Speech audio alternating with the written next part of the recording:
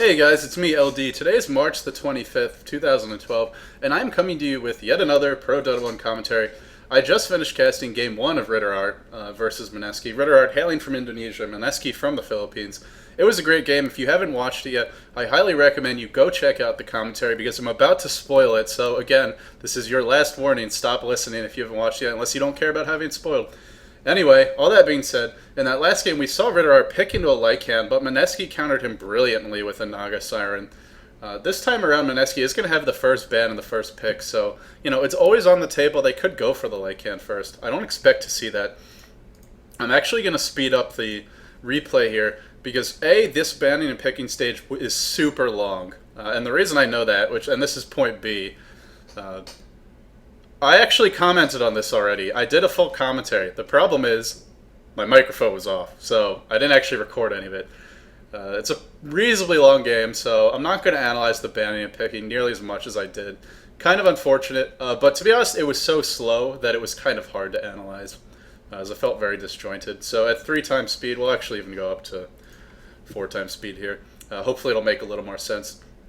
You're going to see both teams go down to like 20 seconds left on the extra time before they even make their first pick. So yeah, I think the banning and picking analysis ended up taking like 20 minutes. All that being said, that last game was very interesting to watch, and I was surprised at how effective Naga Siren was at countering Lycan. With Mineski having the first pick here, what I was mostly interested in seeing going into this game was, will they elect to pick Lycan? Will they ban him? Or will they just sort of ignore the hero and leave it unbanned and unpicked? But in the end, RitterArt does ban it themselves, so even though they couldn't beat Mineski with it, I guess they don't want Mineski getting their hands on it, and that's, in my opinion, always a good policy when you're playing against a Lycan. Do not let the other team get him. Probably one of the best, if not the best, carry in the game right now because of how hard he can push and how quickly he can get his items up. And just the raw damage output is absolutely insane. Instead, we're going to see a lot of strong solo heroes, a lot of strong gankers being banned out by Mineski. Batrider, Chaos Knight, and Windrunner. RitterArt goes for 2 more pushing-oriented heroes in the Broodmother and the Lycan. Mineski is going to pick up the Invoker. Furion is still in the pool, but RitterArt not interested in that Furion. Going to go instead for an Earthshaker and a Slardar. And I talked about this in my last analysis in length, or in my original cast this at length. But basically, they're picking into 2 heroes with really low mana pools, and one of them normally doesn't go for Arcane Boots. So if I were RitterArt, whenever you play against an Invoker, and this is before the nerfs to EMP and Tornado, by the way, this is 6.73, you got to pick at least 2, if not 3 heroes who will build Arcane Boots. Not only do they need to be heroes that can build them, but they need to get the farm to do it in a reasonable time frame. Otherwise, EMP Tornado will absolutely murder your team and prevent them from getting any spells off, or at least from getting all their spells off. At the same time, RitterArt has picked 3 very strong ganking heroes. All 3 of them really want to get Blink Daggers. Maybe not the Slardar, but definitely the Earthshaker and the Puck. If they can get those Blink Daggers up in a timely fashion, they can absolutely run train on these Mineski picks, who are all extremely squishy between the Crystal Maiden, the Queen of Pain, as well as the Invoker. Invoker can get a little bit tanky with those points and quads, but still quite squishy. At the same time, we do see that Mineski banning out a Lich as well as an Ancient Apparition, realizing that RitterArt wants to pick up a support. And they're going to go with the Naga Siren again. I was actually very surprised to see this. Naga is mostly picked as a counter to BKB carries. She's decent as a sort of a team fight hero. She can set up nicely with her ultimate. But mostly she's great because her net goes through BKB. And then her sleep allows you to isolate BKB heroes from their team. Or Magic Immune heroes like a Nyx, for example, also known as the Life Stealer in Dota 2. Instead, it's going to be a Sand King pick, so Sand King pretty decent. It gives them, all of a sudden, Mineski's lineup looks really scary. It's a lot of team fight between EMP Tornado, Deafening Blast, Ice Wall eventually, Naga Siren having that Song of the Siren, and of course Queen of Pain with all her crazy AoE. I'm going to go ahead and pause here, just to lower the speed down to 1 times. Okay, so yeah, Mineski has some really good team fight, and then of course Sand King, Burrow Strike, Epicenter. It's a lot of team fight. Sand King really sets up their team nicely. So we're going to go over the players real quick. OWA going to be handling the Sand King, headed down bottom with Jules. Looks like they're going to be dual laning, or possibly tri-laning, as WTZ is headed down there as well. Going to be handling that Crystal Maiden. Jay going to be soloing mid on the Invoker. Jay always plays Invoker for Mineski, and he's quite good at it. Probably the best Dota 1 Invoker I've personally seen. I haven't watched Ferrari or some of the other big names out there. But either way, certainly an impressive player. RR going to be soloing top with the short lane, rather, with that Queen of Pain. Meanwhile, Vaughn's going to be on the Morph lane, soloing bottom. Earthshaker going to be doing a little bit of rune checking. This is a good spot to check the rune because it's relatively safe. You'll often see pub players check the rune here, or, God forbid, go down into the river and check it down here. But he's going to be checking from a pretty safe location. I thought he might get ganked, but he ends up being okay. I'll try to stop talking in that tense and spoiling what I've already seen. I've only seen about half of the game, so don't worry. The overall result is still a mystery to me. Anyway, Phoenix going to be handling that Lion. We're going to see Amazing on the Slardar. Looks like that's going to be a dual lane mid. And Susie soloing the top lane. So we're going to see a Queen of Pain versus Puck in top. I definitely expect to see Puck have the advantage in this lane. Or, excuse me, not Puck. Queen of Pain have the advantage. She's got a better attack animation. She's got more damage. And while Puck's nuke is a little better for harassing because it's longer range, it's also quite easy to dodge. And with both heroes bottle crowing, which, you know, is what I expect to see since, hey, this is Southeast Asian Dota, they always bottle crow. You know, they should both have the mana pool to support spamming their spells. In the bottom lane, we're going to have a tri-lane versus a dual lane, which means this Morph lane is not going to have a good time at all. He'll probably survive with the Earthshaker to support him, but he's going to have a hard time farming. He's under his tower. Meanwhile, we're going to see a dual roam head towards mid. A lot of aggression going on to Jay, but they just don't have the damage to kill him off yet. One of the issues with this dual lane is it features a Lion in the support role, and I just don't think that's a strong way to blame the Lion. He's a very level-dependent and mana-dependent support hero, especially compared to heroes like a Crystal Maiden, or a Vengeful Spirit, or a Venomancer. His spells scale extremely well, and they're not that good at level 1. Impale does not do very much damage. As we see, Line sends in an illusion bottom. Looks like the two roamers from Mineski think it's real. They're going to blow a nuke on it. Meanwhile, Lion already streaming towards top with his illusion. Queen of Pain chooses the worst possible time to go on the offensive. Looks like Lion's going to pick up this kill for his team if he can hit a nice Impale. He does hit the Impale. That level 1 blink is an extremely long cooldown. It's not going to be up. Puck picks up first blood. Nicely done by Susie. And that's some much needed gold for the team. So Puck picking that first blood up now should have a much better time in that lane. Whereas, you know, left to his own devices, I do think that Queen of Pain has somewhat of an advantage there. Of course, this does leave Invoker one-on-one versus the Slardar mid. Slardar with the Stout Shield not going to be taking too much damage, but definitely going to be taking a little more harassment than he normally would. Anyway, in terms of Lion supporting, I just don't like this dual lane.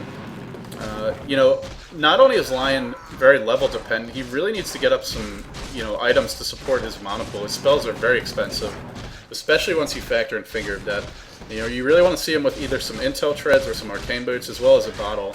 And, you know, ideally a Magic Wand too, to be able to support his spell usage. Without that, he's going to have a hard time.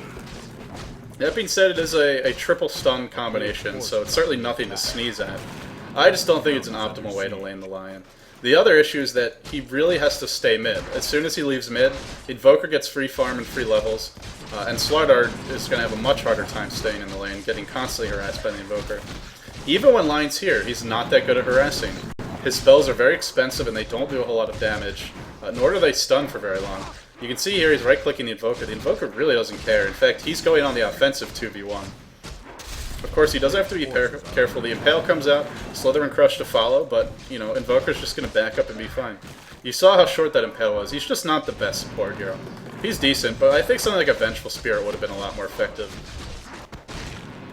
And still give you, you know, and it also combos nicely with Slardar because it gives you that minus armor. So I have to be a little critical of the picks there. That being said, looks like a failed Burrow Strike coming out on the Earthshaker, so he should be just fine. I'm going to head back to top lane, see how we're doing here. Looks like both players going to be Bottle crowing. Yeah, Bottle heading out now to the Queen of Pain. Meanwhile, Earthshaker going back in. I don't know what he was thinking. Impale, or Fisher going to hit two heroes. Not going to matter, though. Naga Siren is trapped. She may go down. Needs to eat another tree. In fact, Morphling waveforms himself away from the Naga. She's probably going to live. That was a huge blunder by the Morphling. Thought, overestimating how much damage he would do, and now it's going to go back the other way. I don't believe he has a point in Morph. He's not morphing strength. In fact, he's going to go down, but it's going to be a Naga for Morphling in the end. Earthshaker able to TP back in time. Yeah, I don't agree with that Morphling's build at all. If he had Morph, he definitely would have lived there. Now, this is before the buffs to Morph, as we will see Invoker taking some damage mid. Double damage Lion is going to be able to pick him off, I believe. Walking away for some reason. Okay, it's going to clean up the kill. Yeah, so in 6.74, for anyone who doesn't know, there was a pretty significant buff to Morphling's Morph skill. It now gives him +3 agility and strength at level 1. In this version, it doesn't give him any stats. That being said, it's still really good for surviving, even at level 1. Huge dive onto this Earthshaker here, perhaps a little bit too far. Meanwhile, Sankey going to be in for some trouble. Might be able to pick off the Morphling. Is Morphling going to die again? This will be his second death in only 5 minutes. Really not the start he wants. Yeah, Riptide going to clean him up. Nicely done by the Naga Siren. And this is one of the issues with the lineup coming for RitterArt. Keep on forgetting what their name is. Yeah, but one of the issues with their lineup is, again, the Slardar can't really be left alone mid. He really needs the support of the Lion to be able to lane against Invoker, which means that the Morphling's going to have a much harder time against this tri-lane. Whereas in the case of Mineski, they picked 2 solo heroes who can really handle their lanes one-on-one. Of course, Invoker, one of the strongest solo heroes, and Queen of Pain quite good too. Jay being really over-aggressive here, though. I hope he's got Cold Snap and Tornado, or he's probably going to die, getting Hex, getting stunned. There's no level 6 on either hero, though. This might be a turnaround. Cold Snap coming out. Really nicely played by Jay. That's big bait. I think he knew he had it all along. He was just trying to, get them to dive the tower a little bit farther before dropping his spells. Yeah, definitely very dangerous to dive the Invoker early on. Once Slardar and Lion get level 6, then it's a different story. They can burst him down. Both with the auto attacks and the chain stun and the nuke damage before he can actually cast his spells. But before that point, he's very dangerous to dive. Cold Snap's so good at preventing or punishing dives, and of course Tornado great for escaping too. Queen of Pain just continuing to bottle Crow, Puck doing so as well. I'm going to take a quick check of the farm here. Morphling only on 7 creeps, so that is not good. Morphling is definitely a hero that needs a quick start. He's extremely item dependent, even more so than other carries who, are often thought of as, wanting to have max inventory, like an anti-mage. Or even a Faceless Void, because Morphling has no teamfight ability, so he's, in that respect, he's a lot worse than something like a Void or an Obsidian Destroyer. And he also has no really innate damage. All his damage comes from his stats. He's got Waveform, which is nice. But, there's no mana burn built in that hero, there's no arcane ore built in, so extremely farm-dependent carry, even compared to other farm-dependent carries. As we will see, looks like some aggression coming out. Great Sonic Wave from Queen of Pain, and a bit of a miss. Oh, Lion tries to go for the deny, gonna go in. I think this might get turned around on him. Queen of Pain gonna blink in a chase, he had knock at a Screw Pain. I don't think it would have been quite enough. Sandking waiting in the wings, looking to maybe kill the Slardar if he tries to be aggressive versus Invoker, but I don't think Slardar can do anything anyway. He's up against an Invoker who's already got phase boots. Level 7 Invoker versus level 6 Slardar with regular boots. Probably not going to be too effective. Gonna grab a quick sip of water here.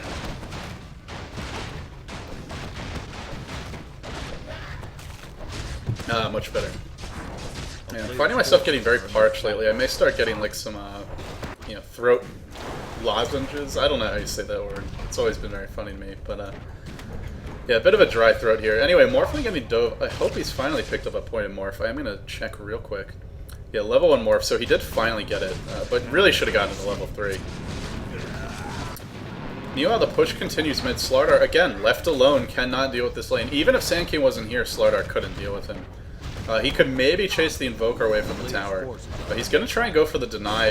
Very dangerous time to deny. He is going to get it. The Cold Snap goes off. They're going to back off. I think they could have chased that. Meanwhile, huge dive in the bottom lane. This tower is very low too.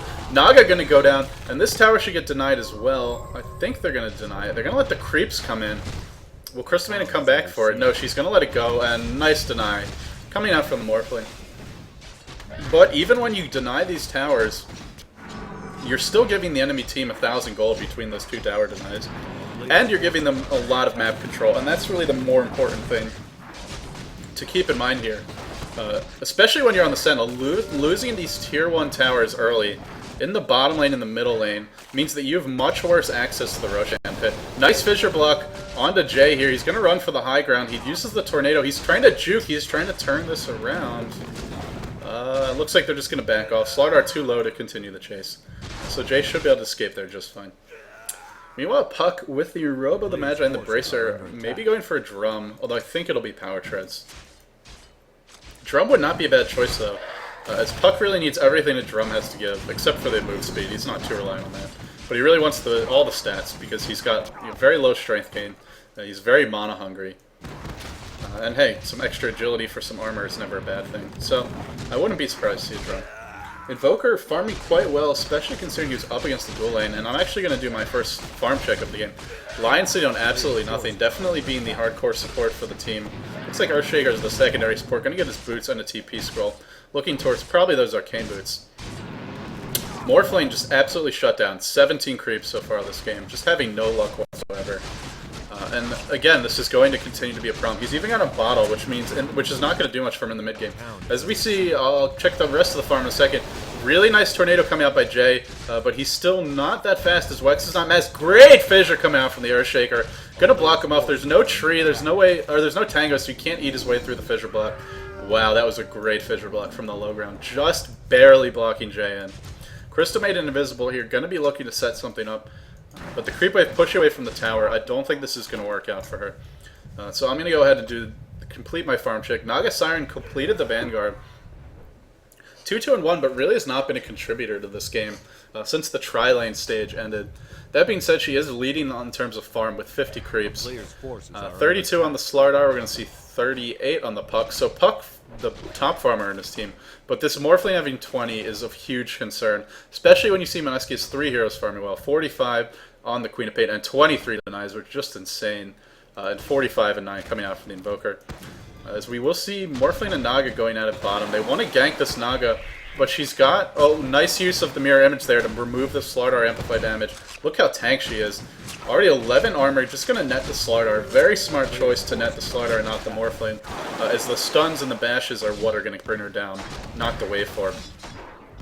Gank is going to come the other way. Cold Snap goes out on Morphling. He's trying to morph to Strength, I think, but it's not going to matter.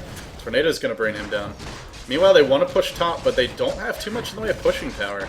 They can clear the waves, but they have no ability to damage tower. There's no Diabolic Edict. There's no Crobulus or Death Prophet ultimate. There's no Rasta wards. There's nothing to bring these towers down fast. And so normally you can at least get a trade in this situation. Even if you're going to lose a tier 2, you can at least kill the tier 1 off. But at this rate, I don't think they're going to get anything. OWA with the boots up, Krista made it with the boots as well. Yeah, Krista made it with the boots as well. So they're at least getting some farm. Lion finally picked his up, but still no arcane boots on the Sentinel. And I'm not sure how they're going to deal with this Invoker's EMP in the mid game. As we do see some action bottom, are they really going to dive the base at 12 minutes into the game? I mean, if anyone will do it, it's Mineski. Courier running right by the Invoker. This bottle crowing, man. I'll tell you. Ever since the changes to couriers, I think it's a bad idea, because you're almost bound to feed the courier at least once or twice. And that's basically a free tower kill in terms of the gold for the enemy team. So let's see here. It looks like Lion and Puck may be looking to set something up on Queen of Pain. Courier flying and do a little ball crow action most likely. I'm not sure they can kill this Queen of Pain yet. And yeah, Morphling going to be farming at the base. So I guess one of the benefits to having this lane push so early is you will get a very safe area to farm. The problem is if you push the lane out, once it gets to, like, say here, all of a sudden you are incredibly vulnerable to being ganked. Meanwhile, it looks like Queen of Pain able to take out the Puck on the top lane. Lion in a chase. It's going to end up being a turnaround, a double kill coming out for the Queen of Pain. That is not what you want to see. So even though Puck had a great start and with that first blood, he just hasn't been too effective in the mid game. Queen of Pain definitely outplaying him there.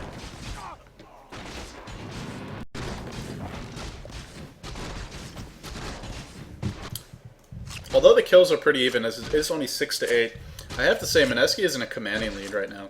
Their carry has been farming all game. Really hasn't been, needing to gank at all. Already has the phase boots as well as the Vanguard up. Meanwhile, you look at the Morphling. What does he have? Boots and a Wraith Band, and that's it. You just inadequate farm, and it's not really his fault. It's more the lanes that were the issue. Queen of Pain be hugely over-aggressive, probably going to pay for it with her life. Yeah, typical Mineski. Step 1, secure commanding lead, play really well in the early game. Step 2, start feeding it away. We're kind of seeing them do it here. Yeah, but now that the lane's pushed out, it's not safe for Morphling to farm, so he's got to back off. is going to continue to bottle pro.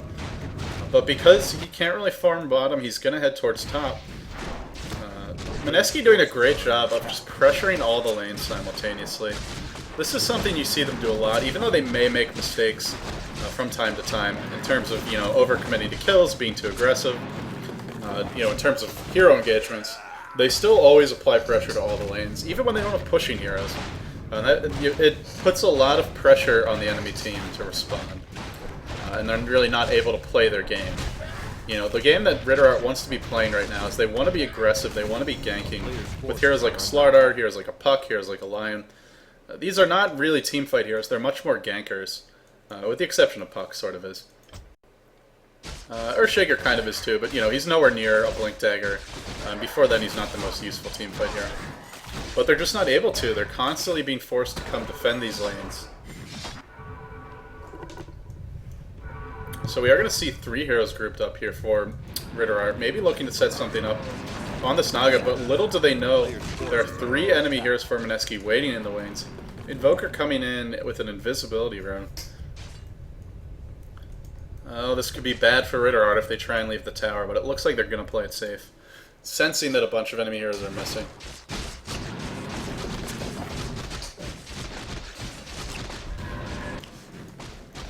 Meanwhile, we do see Morphling desperately trying to get whatever farm he can. I think he knows the push top is coming because he's being pretty bold about farming mid. Naga Siren are going to be diving really aggressively. Fantastic fissure block from the Earthshaker. But an even better disjoint with the mirror image. The Song of the Siren comes out. Sand King going to be using that to set up his ultimate as well as the barrel strike. 2 heroes melt instantly. No, ldDOTA's still alive. Hits the Slither and Crush. Huge plays, but the magic wand is pop. Earthshaker drops the ultimate, misses the enchant totem. Oh, okay, Sand King finally goes down. Crystal Maiden probably going to follow shortly. Yeah, is going to follow shortly. Thanks to that Puck with the Illusory Orb. They're going to continue the chase on the Naga, but she is really tanked. As well as pretty hard to chase down with the Phase Boots. In fact, going to turn around the other way and look to kill off this Puck. The ultimate is down for her. I don't know what she's thinking. Puck is still pretty healthy in terms of his health. Yeah, Fissure comes out, and that's going to be the death of the Naga. So really greedy, massive overextension there. EMP Tornado comes out, Cold Snap to follow, but that's going to be it. Jay is not at the point where he can dive the enemy towers. With that little engagement, we should have like 10 seconds to check items, so I'm going to do it now. Arcane Boots up on the Earthshaker. That's good, but it's only a start. I mean, we really need to see at least 2 or 3 sets to deal with that EMP Tornado combination to make sure the Sentinel heroes will have mana to cast spells. Meanwhile, Jay going to be going down mid. Yeah, just kind of feeding it up mid, so being really over-aggressive. A trademark of Mineski's play, I have to say. I mean, I love these guys. I think they're all fantastic players, but as a team, they just, you know, they're so aggressive that, you know, inevitably they're going to make mistakes. It's a very different style from, you know, say like the Chinese teams, which tend to be very conservative and play it safe, or at least traditionally. In terms of item progression, Morphling with an ultimate orb. Wonder what that's going to be. Will he go for like a Lincoln Sphere? I actually don't remember what he builds in this. Maybe a Lincoln Sphere, maybe a Manta style, maybe like an Eye of Skady, but I don't think he's farming well enough to go for a straight Skady rush. Puck with the Blink Dagger. Aside from that, Queen of Pain with the Perseverance and Invoker with the Force Staff. So that's pretty much it for the item progression. I have to say overall, I feel like Mineski's got the better item progression. Puck with the Blink Dagger is the only really critical pickup. And it will allow him to initiate and escape with absolute impunity. You can blink in silence, and then you can always phase shift and orb out to make sure that you survive. Or orb and then phase shift to get out. Yeah, I don't play Puck too much, so as you can tell by me getting the order of the skills on there, I probably would be feeding. I do know the combo, but not by heart. Definitely an easy thing to get backwards.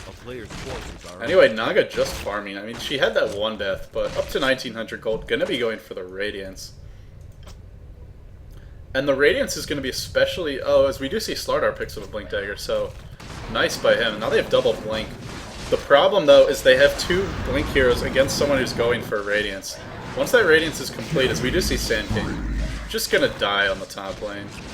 Mineski really not playing too coordinated right now. Now, it looks like Naga might be going back in. Might go down to the chain stun here. That's 4 heroes. EMP Tornado going to hit all 4. And is probably going to prevent any further chasing, as everyone looks to be pretty low on the mana. But yeah, against all these Blink heroes, a Radiance carry is a really strong way to counter it.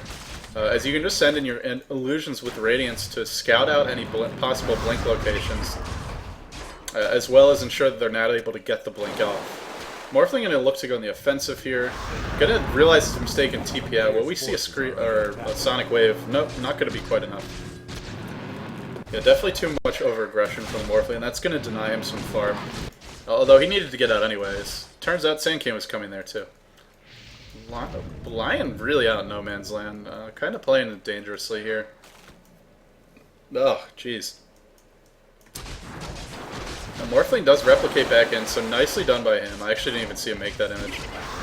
But it might be the death of Morphling. I think this is going to be the death of Morphling. Yeah, we're going to see an Epicenter into a Burrow Strike, or a Burrow Strike into an Epicenter. We're going to see Queen of Pain blink in. He's morphing to Strength, but it's not enough. And in the end, he will go down. Looks like Invoker going for a Yule Scepter now. So a pretty standard Invoker build. Not going for the Drum of Endurance. He's Blink, Slither, and Crush, Amplify damage to follow. Fissure to continue the chase, but Invoker is so fast, I don't think he can get him. Yeah, EMP Tornado going to go off, and the Cold Snap as well. God, that hero is a pain in the butt.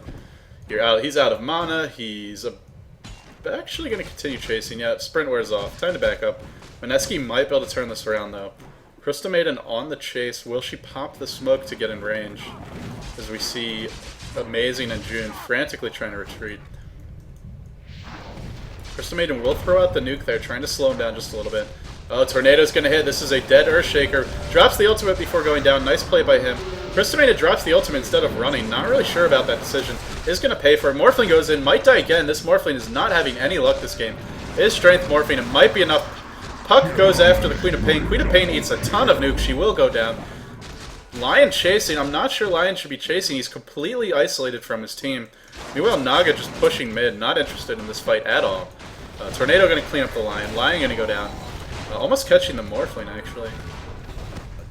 Morphling going to try and defend top with the help of the Puck. Puck goes back in. Might be able to kill Jay. No, Jay's going to be fine. This might be a turnaround the other way. Morphling going to be Strength Morphing. Going to waveform out. Man, this fight just will not end as it continues. We will see the Cold Snap. Not going to be doing too much to Susie. Fissure going to stop Sand King from using that Sandstorm, but aside from that, not too much. Meanwhile, mid tower going to go down. So Jules kind of pulling a Fury on here on his Naga Siren and just pushing mid. And with the dead tower kill, he's got to be close to the Radiance. Yeah, 3,300. Almost has enough for the route. Cold Snap going to come out. Will this be the death of Susie? Nice phase shift, nice Fissure. Oh, what a turnaround. Will we see a Rage buyback into a Sunstrike? Nope, looks like that's not going to happen. I actually don't think Jay has taken a single point in Exhort this game yet. Yeah, so that probably wouldn't be advisable anyway. Blink going to go out on the Crystal Maiden. Crystal Maiden desperately trying to help her team. Level 8 Crystal Maiden probably just going to be food right here. Probably just going to be food. I say that, but she's still alive. Yeah, Slither and Crush going to clean that kill up. Meanwhile, even though Mineski is seeming to get the worst end of these engagements, it doesn't really matter too much, in my opinion. I still think they have a good advantage because Jules is free farming, whereas if you look at Morphling, what does he have? He's got the Ultimate Orb. He's sitting on 92 creeps, but with those 4 deaths, I mean, just not really the farm you're hoping for. Meanwhile, the Naga Siren 117, so outpacing by a good bit. And 3 and 4, so, you know, about even in terms of the record. The farm's a little bit better. But mostly, I think it just comes down to the kind of hero that Morphling is. As well as the Tower Gold is another reason why their farm is so different. Morphling is a carry that really needs a strong start, and the reason for that is that he's extremely item dependent. You might be wondering, well, aren't all carries item dependent? Yes, but Morphling is even more item dependent than other item dependent carries. He has no natural disables that are really significant, like say a Faceless Void, who at least has a Chronosphere and an Astral Imprisonment. He has no strong team fight like a Faceless Void or like an Obsidian Destroyer. He has no amazing pushing abilities like say a Lycan. So, you know, he doesn't really have too much going for him just with his abilities. What he is a hero that scales well with items. And he also has no natural damage, like say an Anti-Mage or his Mana Burn. He's got Waveform, which is okay. He's got Adaptive Strike, which is okay. He's got decent agility gain. As we see the Scourge going to be taking Roshan. But Morphling really has nothing that does much for him in terms. Like all his abilities are very dependent on farm. Adaptive Strike does damage based on farm. Replicate, yeah, you can put around the map, but it's not going to help you escape too much if you're not tanky enough to begin with to survive. So it's a nice mobility skill. but it's only so good at escaping, you know, depending on how strong you are to survive and beat in the first place. On top of that, if he morphs a lot to strength and he doesn't have too many agility items, then he can't really do damage. So he's very item dependent. I explained this a lot better the first time that I cast this game, of course, but I think you guys get the idea. One of the most item dependent carries. Naga Siren did pick up the Sacred Relic. Interesting that they didn't give her the Aegis. I wonder who they gave it to. Okay, they gave it to Jay. I think that's a good choice. Normally you probably see the Aegis given to more of the hard carry, which in this case would be Jules on the Naga Siren. But she is very dependent on her ultimate. Once that Song of the Siren is down, and also the Mirror Image is a pretty long cooldown.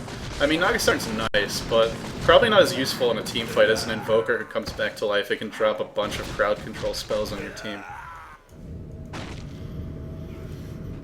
So, overall, I think a good decision. As far as that Roshan attempt, just wanted to mention, you know, one of the benefits to Mineski getting all these early towers, as they are 4 towers to 1, is that they can secure Roshan a lot easier. Nice Song of the Siren coming in. Epicenter is dropped. Crystal Maiden drop in the ultimate. It's not getting very lucky with the hits, though. Nice 3-man fissure coming out. But we see the chase continue. Earthshaker almost dead. Is able to blink away. Big plays from him. Finger of Death comes out onto the Naga Siren. She doesn't have the Aegis. She needs to be very careful. Lion going to be trying to get away here. Frostbite should be enough to take him down. He will go down. Will the chase continue, or will they stop now? They dropped a bunch of ultimates there. I don't think that... Did they lose the Aegis? Yeah, Aegis popped. I don't think that was worth it. They traded a Lion for an Aegis on an Invoker. And they are going to immediately smoke up and head towards bottom. I'm not sure if Morphling saw it. I believe he did. Yeah, it looks like he saw it because he's just going to back off. Mineski going to go for the high ground here. I'm not sure this is a good decision. They don't have Epicenter. They don't have Song of the Siren. Oh, some miscommunication, mistiming there. Slaughter blinks in. Is going to hit the Slithering Crush. Net comes out on the Slaughter. Meanwhile, Earthshaker with a huge ultimate. Going to pick up 3 kills. Sonic Wave Drop will clean up the Slaughter. Will we see Queen of Pain get away? It looks like we will. Burrow Strike coming in onto the Earthshaker, but this Sand King is in a world of trouble as the amplified damage has been applied to him. He's going to go down too. June, unfortunately, not able to get the Ultra Kill, but I'm sure he'll be pretty satisfied. Really big time to pick up that Blink Dagger. And frankly, I don't know what Mineski was thinking. I mean, why are you trying to go for high ground when you're all at half health? The entire enemy team, except for Lion, is alive. And it's a hardcore support line at that. And you have no Epicenter, you have no Song of the Siren, and you're just not in a good position to do it. So, in the end, perhaps not the best decision. But no harm, no foul. They're not going to really lose anything for it except for a bunch of gold. Giving RitterArt some levels. Morphling's still farming. It looks like he did opt for Mantis style. I think that's a smart choice. Liquid Sphere is it can be a nice item. As we see some action, Lion going to try and TP out here. Are we going to see a Net in time? Net comes out just in time. So nice DD rune. Queen of Pain going to continue the chase. I don't think she's going to be able to get in range though. No, still chasing actually. Really wants this kill. Mineski, don't throw this game, man. Oh, they're going for it. They're going for the puck. EMP, Tornado, Cold Snap, puck and a phase shift. Gonna be able to blink out, be just fine. Meanwhile, this is giving Morphling some space to farm, which is really what he wants to be doing right now. Crystal Maiden doing some dewarding, getting blocked in by these creeps. This is a dead Crystal Maiden. Completely trapped here. Completely. Are they gonna help her? Looks like Jay doesn't really care about his Crystal Maiden. Oh, WTZ, you're in the wrong place at the wrong time. Tornado comes in, Force Staff to follow. Whose Force Staff is that? Force Staff. Must have been Jay's. I didn't even think he's in range. Either way, he's going to run into a Naga illusion. Oh, that's a replicate. Runs into the replicate. So, you know, the Morphling pick came after the Naga, and it's seeming a little bit smarter now, simply because Naga normally goes for a Radiance. And obviously Morphling, because he can create replicate, is a pretty good way to counter a Radiance carry, just by getting your own. And especially since replicate, unlike other illusions, get full health. They don't take any bonus damage. Whereas, you know, most other illusions like Shadow Demons or something take a bunch of bonus damage on their attack. And also has a very long duration, so... in that respect, Morphling was a pretty good counter to the Naga, but we'll have to see how it turns out. He is very far behind in terms of items. Invoker kind of just feeding it. Just no idea what he was doing over here. He is going to end up going down. And that's an unstoppable Puck, which means he's probably getting close to his Scythe of Ice, or his Ginsu as it's known in Dota 1. In fact, he is getting very close. Almost has enough for the Mystic Staff. Burrow Strike, or Epicenter Burrow Strike coming out on the Morphling. He's morphing to Strength. I don't think it's going to be enough though. He is going to go down. This Morphling continues to have a horrible game. What's his record anyway? 3-5. It feels a lot worse than that. He's also been running for his life a lot of time. Queen of Pain going to get caught here. Nice blink into a Slytherin Crush. So much chain stun, so much silence coming out of Queen of Pain. Queen of Pain going to drop. And Crystal Maiden most likely going to be farming mid. So I guess she's going for an Urn, which is probably more important than helping your team at this stage of the game. A player's forces are Wait, I under thought Sandstorm didn't work on neutral creeps in Dota 1. I know it doesn't in Dota 2. Huh. It doesn't even do damage to them in Dota 2, so I'm not really sure what that's all about. Looks like Slaughter are going to be going for the BKB now. I'm not sure how I feel about that choice because Naga really counters BKB carries. It's almost a bad thing to pop a BKB, as you're guaranteed to be fighting 1v5 if you're in range of her, or if your team's in range of the Song of the Siren. And of course that net from Naga will always go through the BKB to disable you. So I think it might have made more sense to go for something that helps your team, maybe a Drum, maybe a Vlad's.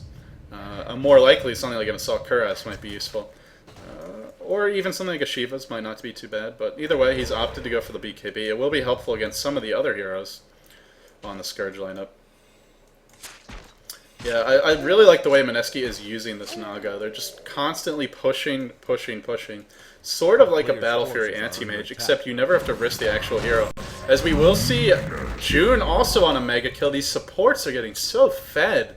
RitterArt might actually be able to come back the way that they're playing. I mean, I still, even though it's 25-18, Mineski's feeding, I still feel like they're in a good place because of their tower advantage as well as their carry being a lot more farmed.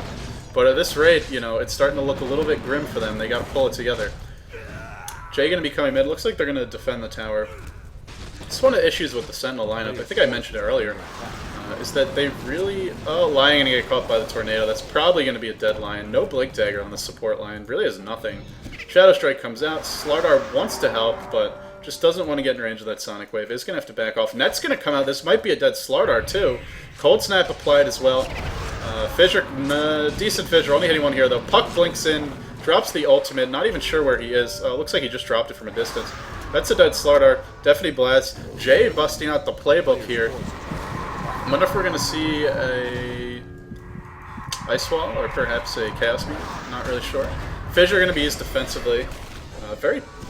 As my cat comes in, probably to harass me. Don't mind her. Looks like Mineski going to be looking to go for the high ground here. I wonder if they can pull it off. They do have the Naga, but she already used her ultimate, so... I'm not sure how...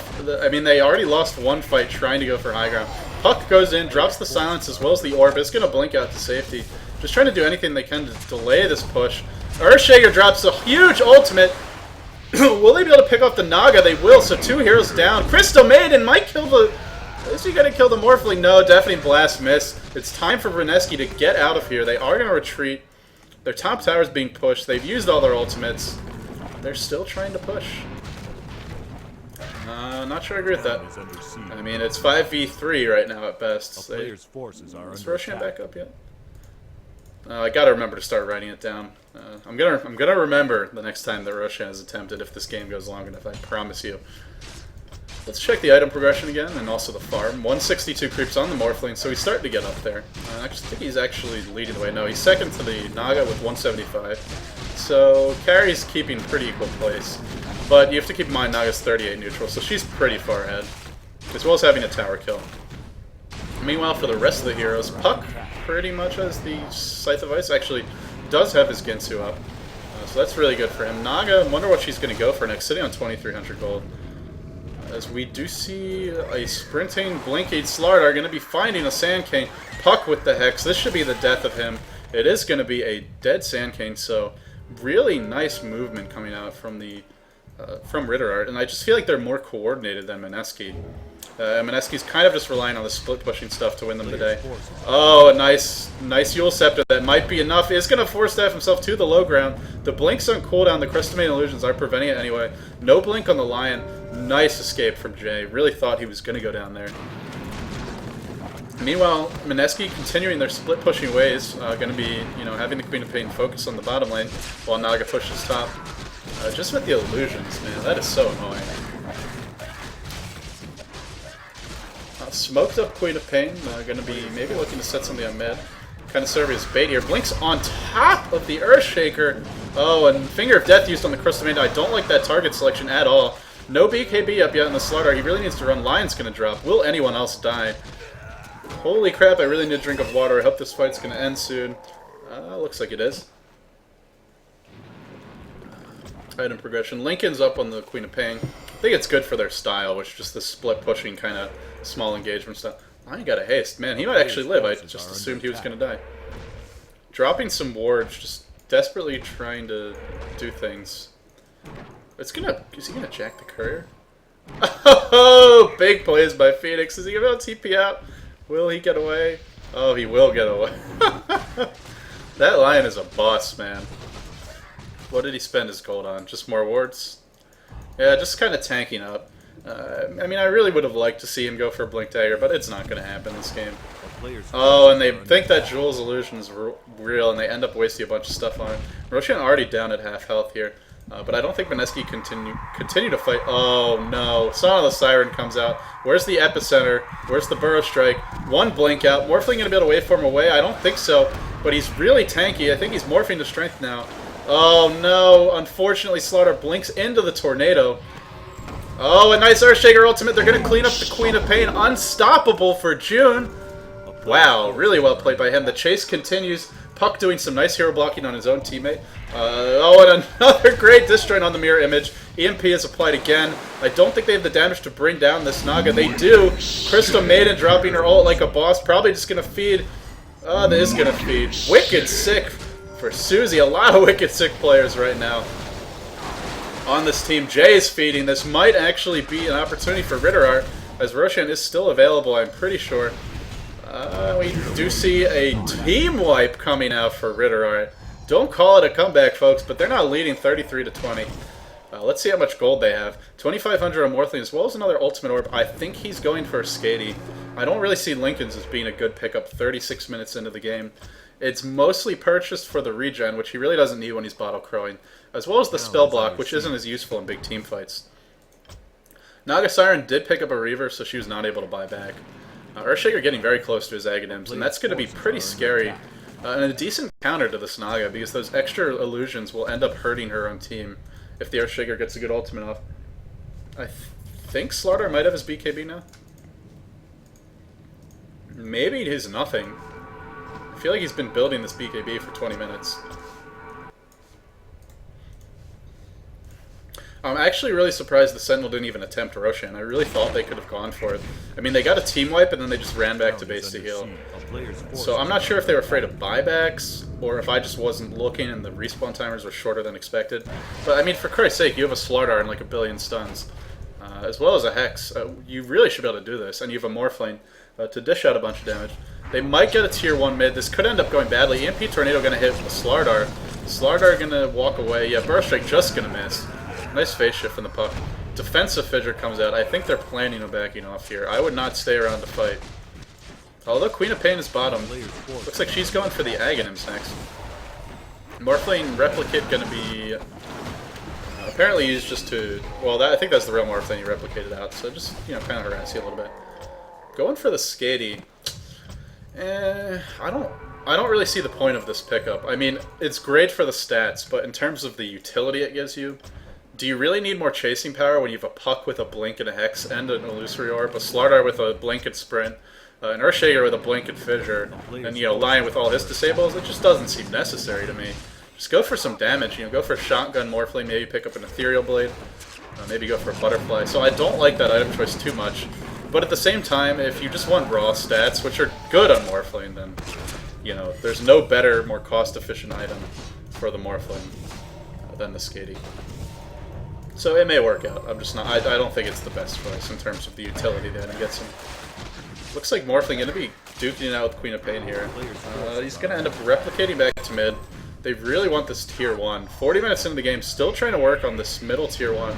Trying to get their second tower of the game. But while they're spending all this time trying to push mid, Mineski is doing what they do best, which is split pushing and punishing the enemy team for grouping up too much. Invoker going for the Aghanims as well. I'm not sure how close he is. Looks like he's about 1,200 gold away, unless there's something on the courier. Yeah, nothing on the courier yet, so he's still a little ways away. Yeah, I really love the way Mineski is playing this. They're using their, their mobile heroes as well as their strong pushers in order to effectively allow them to get a Roshan attempt. Icewall dropped on Roshan. Maybe that was a misclick. I'm not really sure why he would do that. Icewall doesn't do anything to Roshan. I mean, I guess it does the damage, but it's not like it slows his attack speed, so kind of a strange thing to do since he's not going to be moving anyway. So this is the stage in the game where both teams sort of group up around Roshan. The problem for RitterArt here is they kind of have to back. Mid's getting pushed in, and their mid tower is already taking a lot of damage. You really don't want that to go down. Naga Illusion's going to do a great job of denying the blinks for RitterArt, and RitterArt going to be forced to retreat anyway.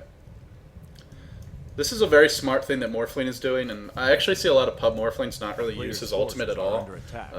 You definitely want to be using Replicate, especially once you hit level 16.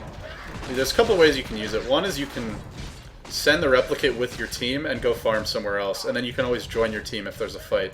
Another way you can use it is to farm one lane and send the Replicate across the map, and when you push that lane and you feel like you're about to get ganked, just port to your Replicate and go farm the other side of the map. So it looks like we might see... Naga's just harassing with these illusions. It's such a pain. Disabling the blink daggers, doing a bunch of damage to heroes like Slardar. Morphling doesn't care as much with that Eye of Skady. EMP Tornado, that should be it. Yeah, Morphling is getting pretty big now. 290 creeps, Naga at 207. Naga with 60 creeps, or 60 neutrals. I wonder if, does she have her heart yet? No, but it looks like the Aghanim Scepter is up on the Queen of Pain.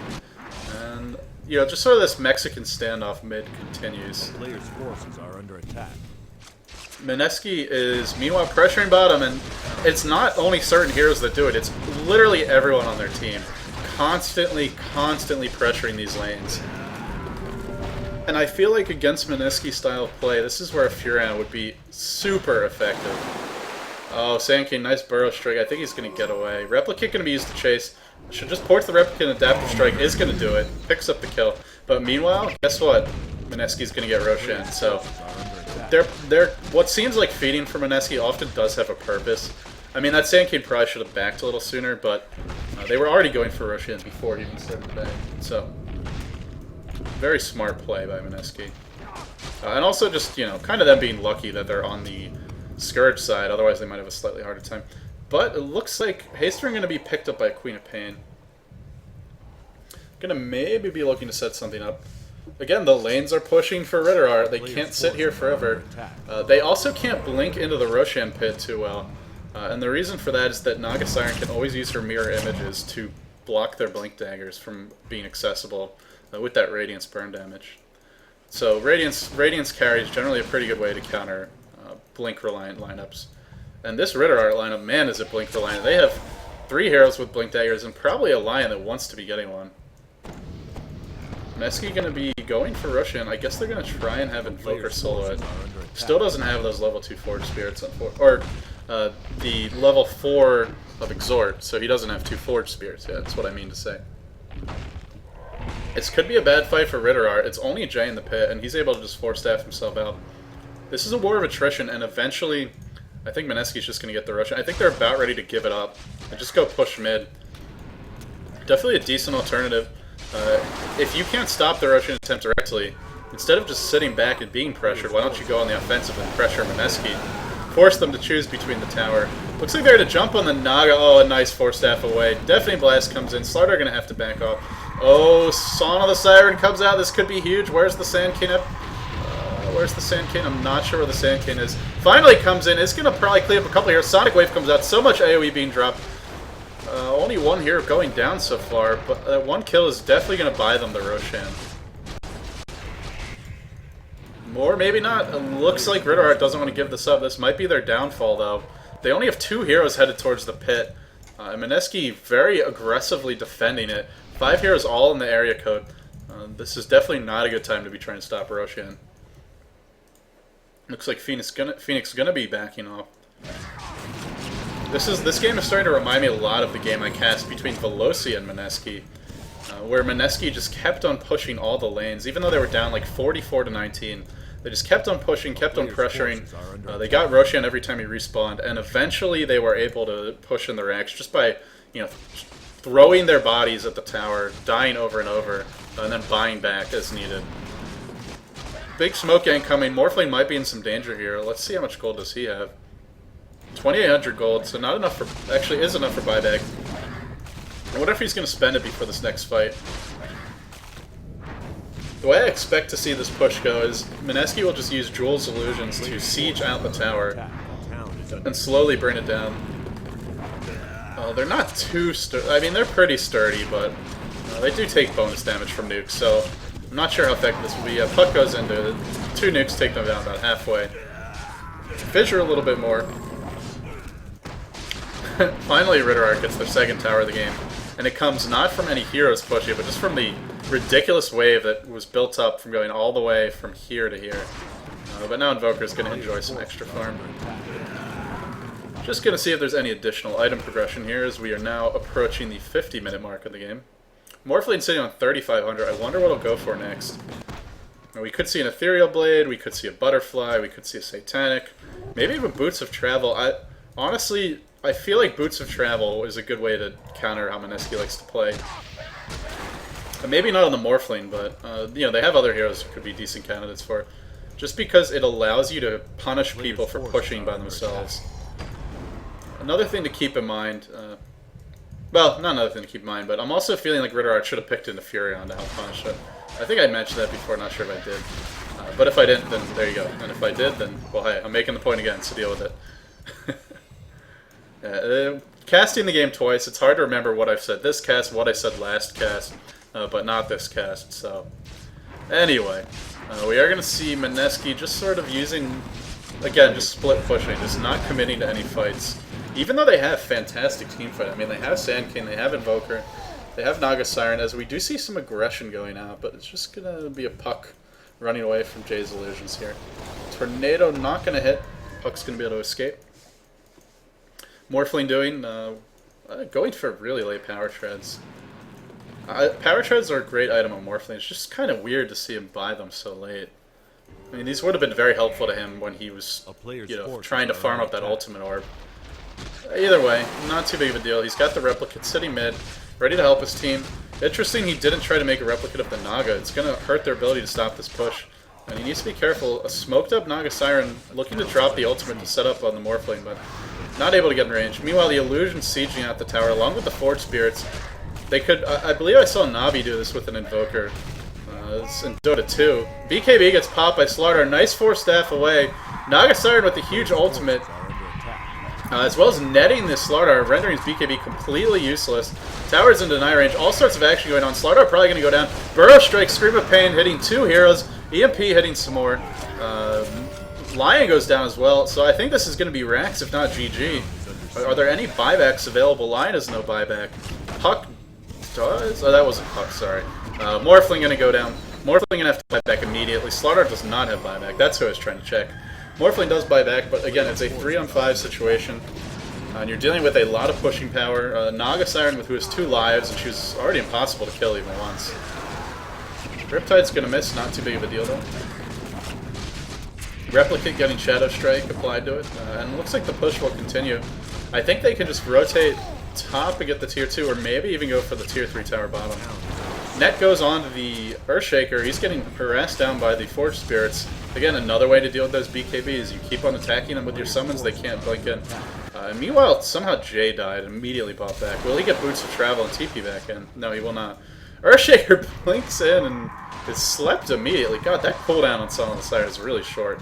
Just proving so game-breaking. Net goes out, but it is disjointed by Puck going into phase shift. EMP Tornado to follow. Will we see an Ice Wall? Will we see a Deafening Blast? We do see a Deafening Blast. That's going to be it. This Naga Siren is just impossible to kill. 14 armor, 3,000 health. Ice Wall goes out onto Morphling. Morphling in a lot of trouble here. Going to be frantically Strength Morphing, I think. Not Strength Morphing, interestingly. Jay in a lot of trouble. Jay goes down to the Finger Death. He bought back and he died again. This might be a turnaround for RitterArt. Not really sure though. Morphling in a lot of trouble. Does he have an illusion up to port 2? No, he does not, so he's going to be running. Looks like we're going to see a Slardar go down, as well as a Lion. That's going to be 2 deaths. Slardar's BKB must be on cooldown, because he's not popping it. A player's forces are under attack. And now we have 3 RitterArt heroes dead, so I think we're going to see Mineski take the series 2-0. I'm not sure if RitterArt has any chance of coming back. There's still no buyback up on either of these dead heroes. And Morphlings is on cooldown, even though he has the money for it. So, it looks like Naga Siren able to carry another game, this time out carrying a Morphling. Although I feel like it was less the Naga Siren and more just the fact that RitterArt had no way to deal with these heroes. Although we're just seeing Sand King feed. Naga does take down the tower, Naga to run away. God, Mineski is so annoying to play against. I would be pulling out my hair if I was dealing with these guys. You kill one, they're pushing the other lane. It's like whack-a-mole, except there's 20 moles up at once. And now we're going to see Queen of Pain blink away. It has the Ethereal Blade. Let's see, are we going to see a Sonic Wave? Now, going to be blinking yourself out. Yeah, Ethereal Blade is actually kind of a bizarre choice, but it could make her hit harder. She continues to blink away. Really needs to be hexed and silenced. Oh, that Song of the Siren, so good. And you can see her just staying in range to keep the enemy asleep, and then immediately beating a hasty retreat. It does purchase a completed butterfly, so now we're not only talking about 3,000 health, we're talking about 3,000 health with 30% evasion. So good, or 35% evasion, excuse me, it recently got buffed. So good luck ever killing this Naga. Not only that, her illusions will hit a lot harder now. Slardar blinks in, Ice Ball is dropped to nothing. BKB is applied, but I don't know why they're even bothering. There's no way they're going to kill this Naga. And Morphling about to go down. Yeah, Morphling kind of getting owned here. Nice adaptive strike. It does not doing enough damage though. Crystal Maiden going to drop a big ultimate. Will we see Morphling die to the Crystal Maiden 101? I think we will. Big plays. Now it looks like Jewel's going to pick up the kill with that Radiance burn damage. Jay going to clean up the Lion, and that should be GG. I said it before, but now we're really looking at a bad situation. I don't think Morphling's buyback is on cooldown yet. Ice Ball going to be dropped. Yeah, Ice Ball going to be dropped, but Puck gets out of it. Nice phase shift. Going to dodge the net. Man, these fights, just so epic. Burrow Strike coming in on the Earthshaker, or tries to Burrow Strike, but gets stunned out of it. I think he got stunned out of it, or maybe he just missed. I'm losing my mind here. This game is so action-packed. Can't even commentate it properly anymore. But it looks like this is gonna be the second Rax, and with 20 minutes to go, I think they could just thrown it, or go for the Mega Creeps.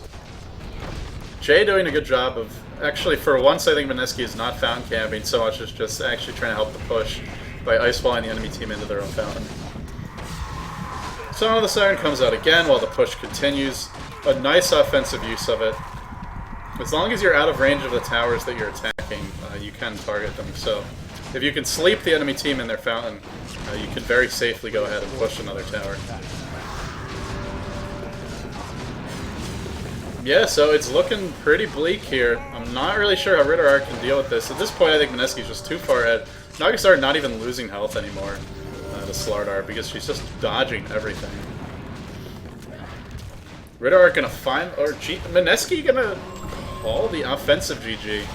I guess they're just being polite. That sometimes be considered bad manners in other areas of the world, but it seems like both teams are on pretty good terms here.